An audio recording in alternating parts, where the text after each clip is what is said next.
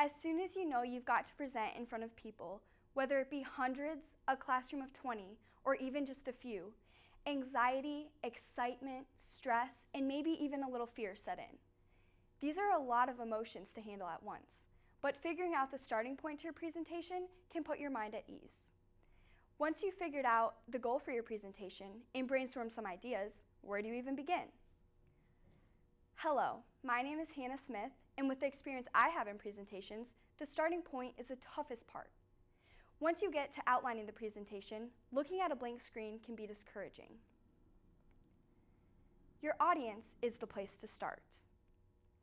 Two things to remember when starting a presentation: research your audience and apply what you have to say to your audience.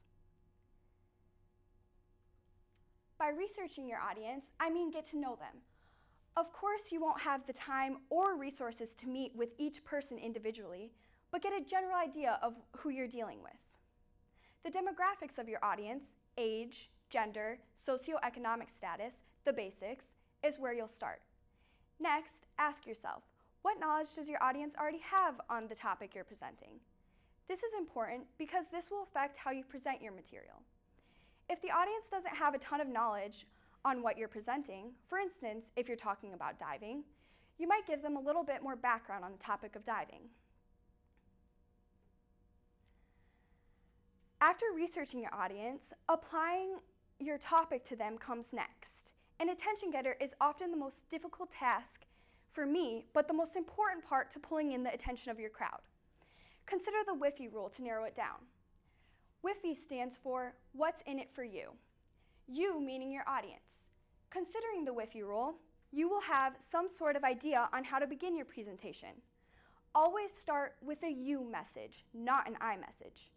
For example, many people like to start out with something along the lines of, "I'm happy to be here today." But if you follow the WIFI rule, you'll avoid these filler I messages and start with something that automatically engages the audience. While this rule is easily applied at the beginning of your presentation, how do you enforce it throughout the presentation? One way I do so is to ask rhetorical questions.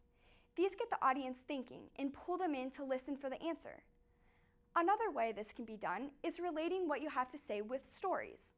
This establishes credibility because it shows that you've got experience with what you're presenting. Also, your stories may get the audience trying to think of their own personal stories to relate to, which will, overall, help them remember your presentation. Knowing your audience will reflect throughout your presentation. The most important thing is getting your point across effectively. In other words, your audience should leave with whatever answer or solution they were looking for when originally coming to your presentation. Learn your audience, and by the end of the presentation, they will have learned a thing or two from you. And always keep in mind, put yourself in someone else's shoes. Thank you.